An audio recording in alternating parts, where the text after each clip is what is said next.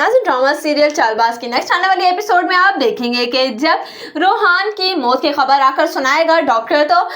पैरों तले जमीन ही निकल जाएगी रोहान के बाप की, और वो वहीं का वहीं बैठ जाएगा। उधर आप देखेंगे कि रोहान का भाई असद भी बहुत जोर से चीखेगा और कहेगा कि ऐसा नहीं हो सकता, वो हमें छोड़कर नहीं जा सकता। उधर आप देखेंगे कि ये तो सिर्फ और सिर्फ महज एक गलत फहमी होगी, बल्कि रोहान तो बिल्कुल ठीक होगा। डॉक्टर को एक गलत फहमी हो जाएगी जिसकी वजह से वो ये गलत खबर रोहान के घर वालों को बता देंगे। जैसे ही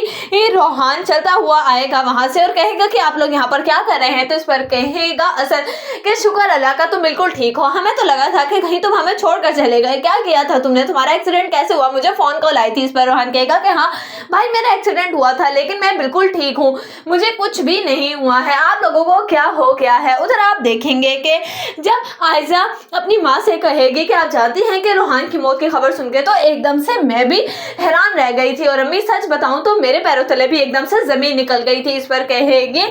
आयजा की माँ कि तुम सही कह रही हो, मुझे भी एकदम से शौक तो लगा था कि आखिर ऐसे कैसे हो सकता है। इस पर आयजा कहेगी कि हाँ वैसे भी मैं रोहान के लिए कुछ और ही सोचे बैठी हूँ, मैं रोहान और अनाया की शादी करवाना चाहती हूँ, अगर तो आप इजाजत दें, क्योंकि मैंने उस लड़के से बात की है और मुझे नहीं लगता उस लड़के का किसी भी किस्म का इरादा है कि वो रिश्ता लेकर आए अनाया के लिए। उसका काम तो मुझे लगता ही यही है कि लड़कियों के साथ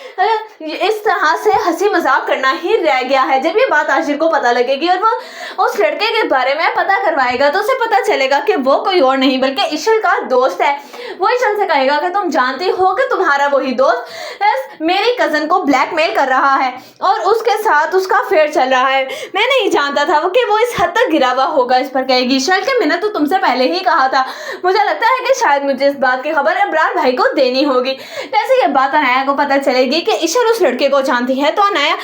किसी ना किसी तरीके से इशल से राब्ता करेगी और कहेगी कि तुम अब मेरी मदद करोगी, आखिर तुम मेरे भाई